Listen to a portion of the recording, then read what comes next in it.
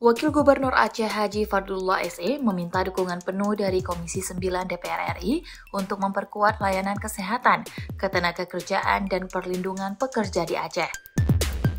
Hal ini disampaikannya saat menerima kunjungan kerja Komisi 9 DPR RI di ruang potensi daerah kantor Gubernur Aceh pada Senin 6 Oktober 2025.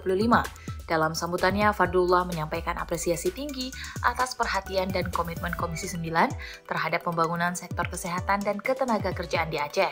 Ia menegaskan bahwa kunjungan tersebut menjadi momentum penting untuk memperkuat sinergi antara pemerintah pusat dan daerah. Fadlullah menyampaikan bahwa pemerintah Aceh saat ini terus berupaya meningkatkan kualitas layanan kesehatan masyarakat di tengah keterbatasan dana otonomi khusus yang telah berkurang dalam 5 tahun terakhir.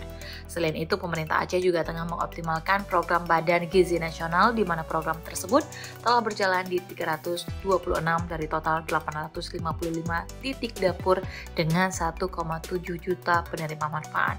Wagub juga menyoroti pentingnya dukungan Komisi 9 terhadap 3 rumah sakit regional yang dibangun di Aceh Tengah, Aceh Selatan, dan juga Aceh Barat.